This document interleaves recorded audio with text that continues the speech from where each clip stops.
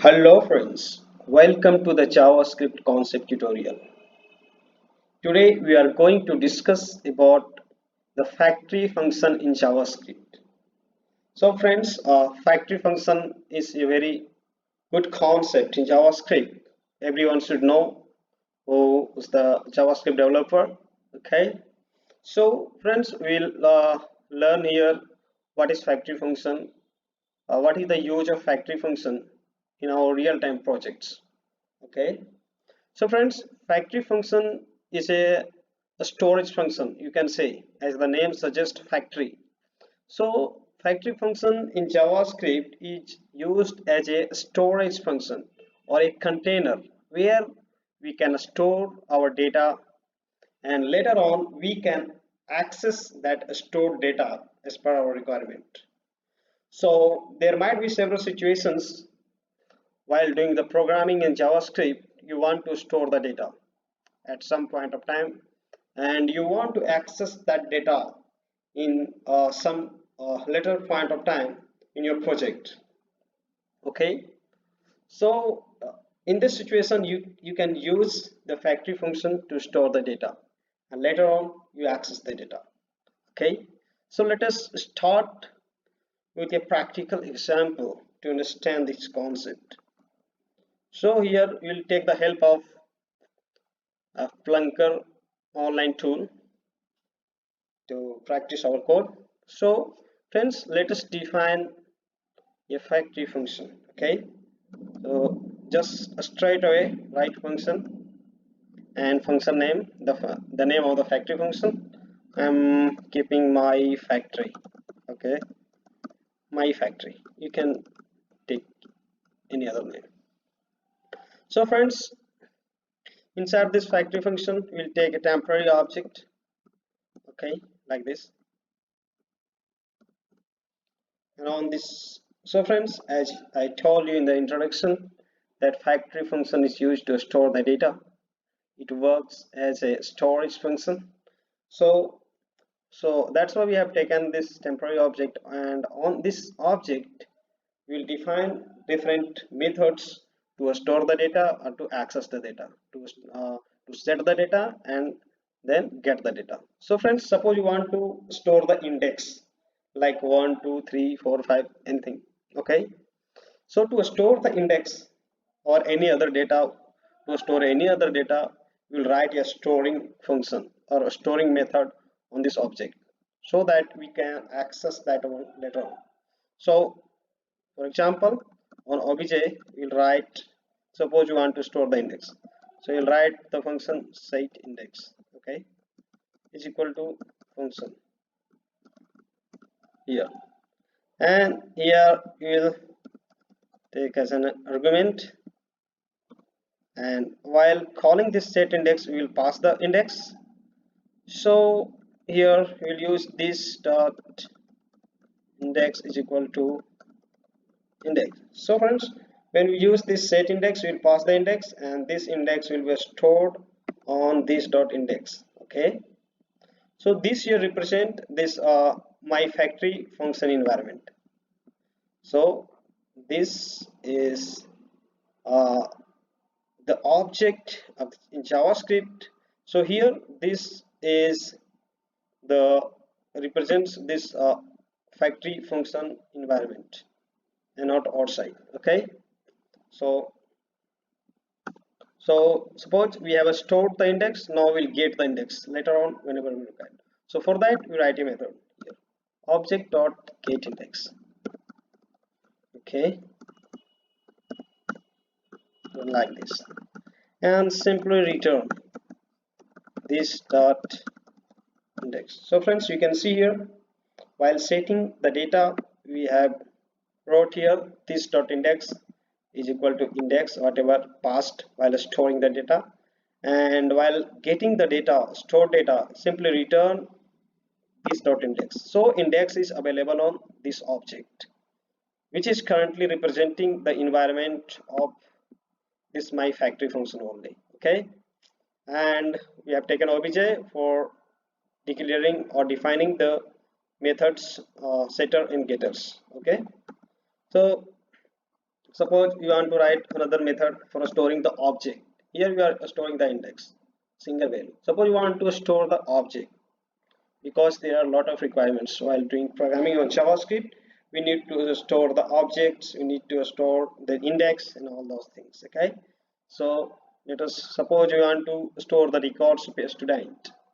So set student record like this function. Okay,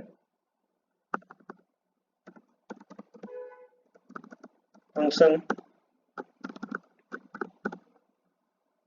here you will get the student record, or you can write here student REC. Okay, so again this dot student REC is equal to student REC. So here we will get the student REC, and we are assigning on this dot student REC is equal to student REC, whatever you are getting here.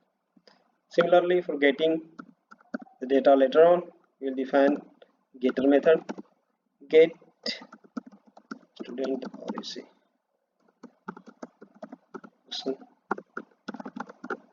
and simply return this dot student REC, right? Okay, so now this is the factory function, and in the last we need to return the obj, okay, on which we have defined the different methods. That's it. It is the factory function. Now let us use this factory function to store the data and access the data. It is very easy. Just call the factory function and take a variable.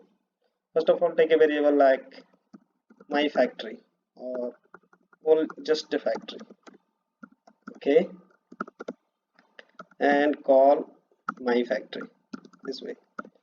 Now whenever we wrote this statement, all the function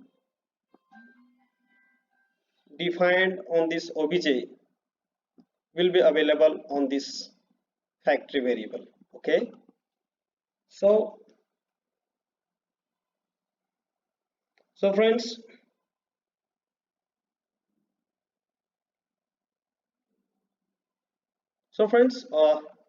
let us set the index. So all the methods are available. So you can see here factory dot set index. First of all, set the index. Okay, suppose you want to set 100 index, no problem. Similarly, we can set the student record. Okay, like this. Suppose in the student record we want to store the object, and in this object we want to store the student details like name, person Kumar. Okay, and suppose you want to store the roll number. Okay, so suppose we have roll number 1 2 3. Okay, so we are setting the index, we are setting the student record. Okay, so we have store the data using this method set index and set student record. So to access the data, similarly we can access, okay, like we can get the data. Okay, factory dot get index, simple. Okay, similarly we can access the student record, factory dot get student record.